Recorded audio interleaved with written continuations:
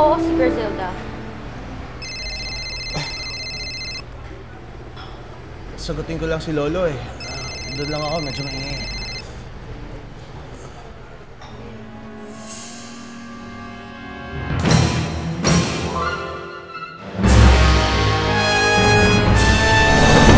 Ikaw palang maharot.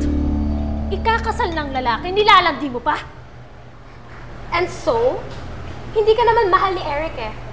Kaya mamatay ka sa inggit.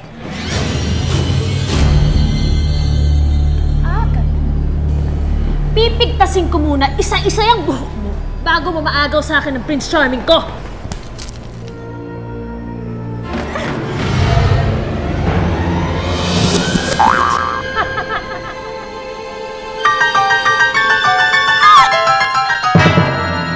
Walang hiya ka? Paumanhin ho. Sa labas na rin dito. Aray! Let go of me! Bibigyan lamang kita sa pangalipas mo sa akin noon. Pero hindi ko papalampasin ang panghihimasok na...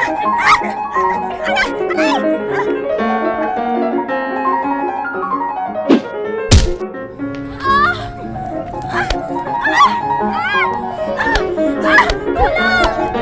Baliw yung babaeng to! Malakas lamang ang iyong loob kapag nasa ilalim ka ng saya ng iyong ina. Ngayon, sige, ilabas mo ang tabang mo! Tulong! Hello? Ano? Lumabang ka! Lumabang ka! Griselda! Griselda! Griselda! Ba? Cindy, okay ka lang? Tingnan mo yung ginawa sa akin ng babaeng yan, oh! Griselda, bakit mo naman ginawa yun? Ako dapat ang nagtatanong sa'yo niyan, Eric. Ikakasal na tayo, nakikipagkita ka pa sa babaeng na yan? Ipinaglalaban ko lamang ang karapatan ko bilang iyong nobya. Ate Griselda! Jik, bakit pati yung bata dinala mo, ha? Sorry, Kuya Eric. Baka kasi maligaw si Ate Griselda eh. Seryoso ba yan, ha?